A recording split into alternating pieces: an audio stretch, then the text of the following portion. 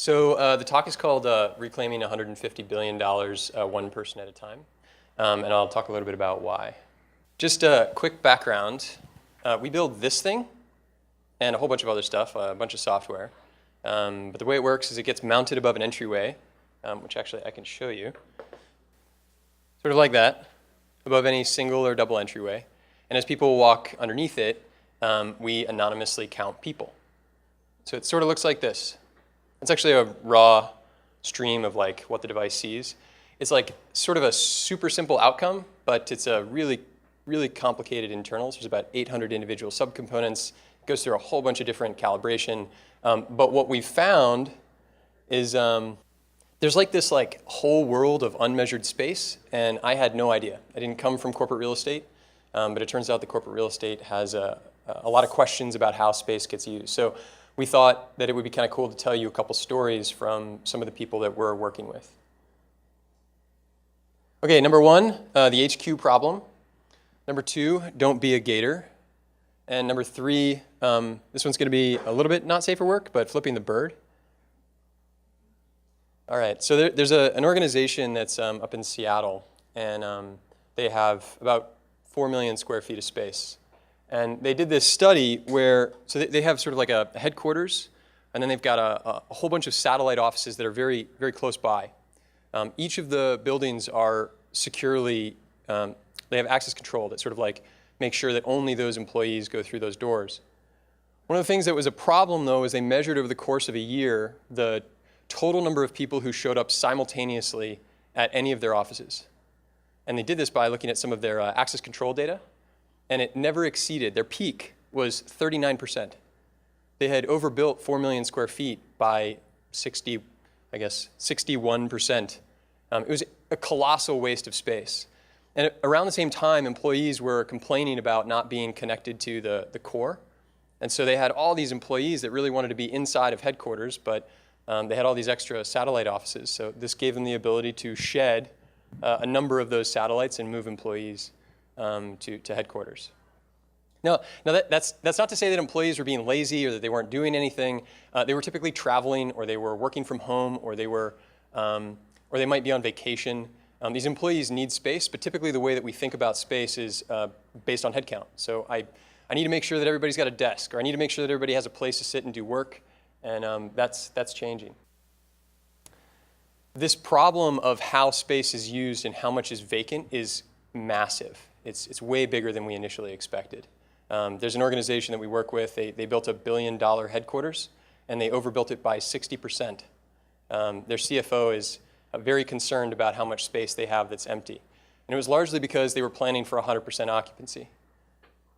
There's another organization. Most of these organizations are multinationals as well, so they have corporate real estate all around the world. And the way that they've typically accumulated this real estate is through mergers and acquisitions. So you'll see like old guard, big organizations who have essentially bought organizations, maybe reduced headcount, but they still have 7-year leases, or they have 15-year leases, or they own a building.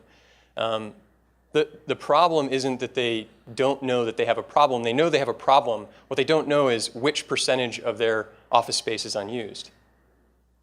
Yeah, so this organization is actually trying to go, they have a global mandate to go from 50 million square feet down to 30 million square feet.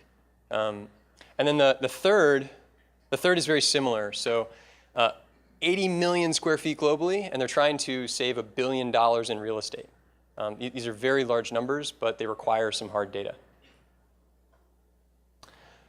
So we have some friends over at CBRE, and we asked them for a little bit of data. And they told us something rather staggering. They said roughly 41% of all leased or owned corporate office space in the US is vacant but paid for. That's 10.9 billion square feet of leased or owned corporate office space in the US, like in the US alone, and 4.4 billion is empty. And it's not that they don't know they have a problem, they just don't know which 41%. So anyway, that's a very, very large number. They actually think it might be off by half, maybe as much as $300 billion spent on space that's vacant, and this is the US alone. Okay, don't be a gator. In 2017, there was a company that spent $6 million on staff to watch secure doors, specifically to monitor for tailgating. So if you're unfamiliar, tailgating is essentially 2 people walk through a door, but only 1 badges in. Now the problem is I thought this could be solved with cameras, but it turns out that cameras aren't terribly good at this particular active measurement of who's tailgating and whether or not tailgating actually occurred. So I'm gonna show you something, and I've kind of it's not an altogether like beautiful video, but I think it does illustrate the point. So on the left, you're actually going to see, there's no sound, I'll just kind of narrate. On the left, you're going to see kind of CTE or some type of access control system. It's attached to PoE, so it has an internet connection. And what it's doing is they're comparing the number of badge swipes with the number of people who actually go through. So using densities data to count the number of people who go through, and then in real time, like sub 800 milliseconds, count or compare that with the access control data. And what's really cool is when the second person goes through and doesn't badge, they set off an alarm. Now, I would really like it if they shot a net out or like they had a trap door or something like that. But I think that what's really cool is like this is active real-time data that can be applied to a broader system. So this is actually this is sort of an example of what gets kicked off. What process gets kicked off is something that we think is sort of unique to the particular company. So person badges in, walks through, and someone races up. I mean, most tailgating instances, I didn't realize this was as big of a problem as it is, but most are actually just employees being polite. Like this is not a bunch of people trying to intrude on corporate space. It's usually another employee who just hasn't badged in. That creates a really serious problem for InfoSec, though, because global security is trying to reduce the amount of noise that there is so that they can actually identify when an intruder comes in or when someone who's not supposed to be there comes in. And this is not necessarily to say we want to spy on employees. Mostly they just want to improve the culture so that people aren't breaking policy. It's perfectly appropriate to hold the door for someone. So, this is another example, just sort of in the opposite direction.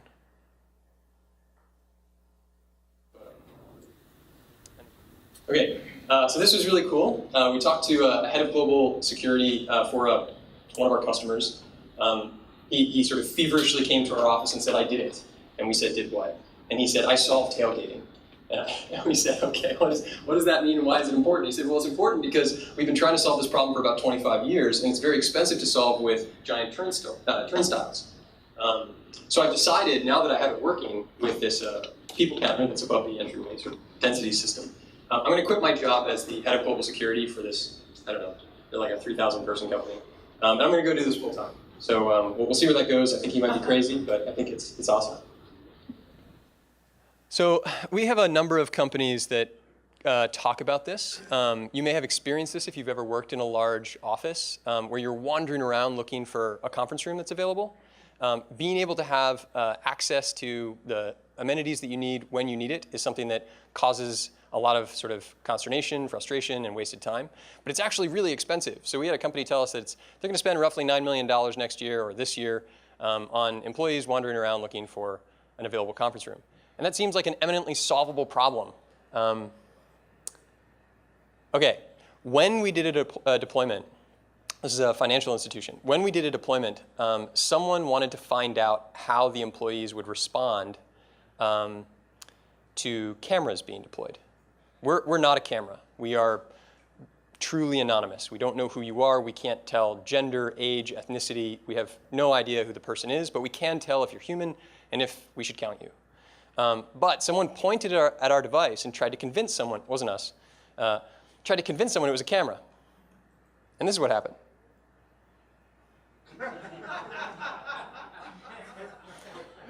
And we loved this because we were sitting a few feet away and we sort of noticed what they were doing with the camera. And so we came up to them, one of our engineers came up to them and said, hey, I saw that you flicked off our device. Do you want to come over and see what it sees?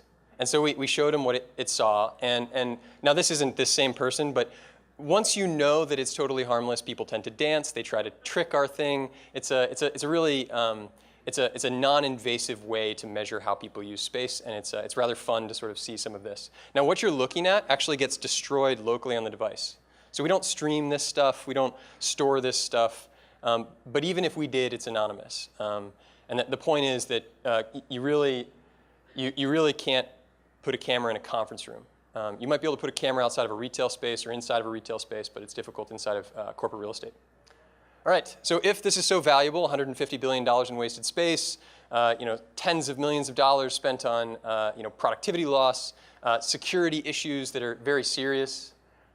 If it's so valuable, why haven't we solved it? We've had buildings for a very long time. Well, I guess I already said this, but you can't put a camera in a conference room, number one.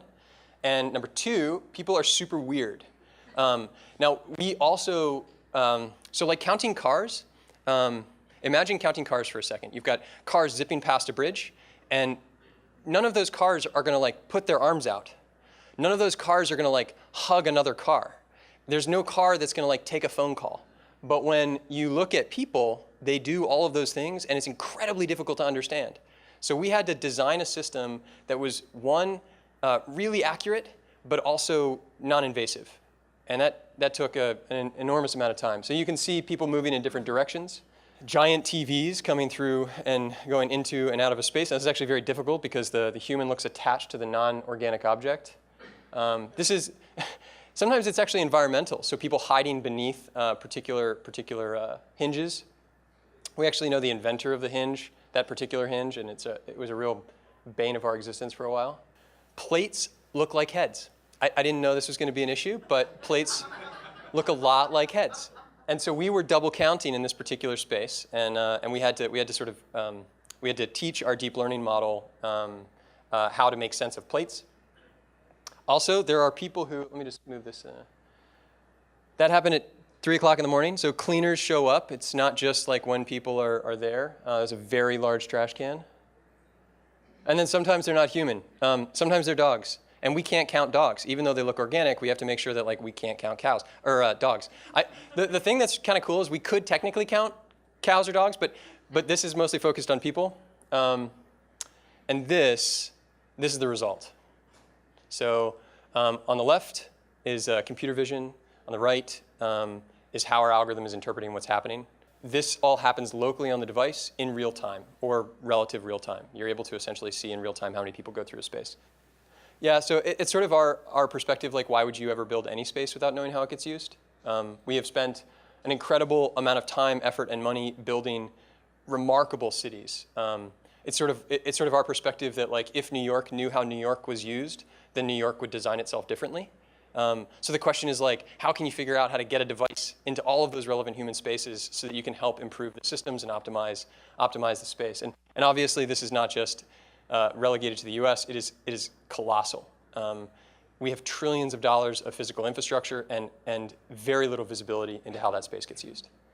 So some of the largest companies in the world we're very fortunate to be working with are essentially making people count to the space around them.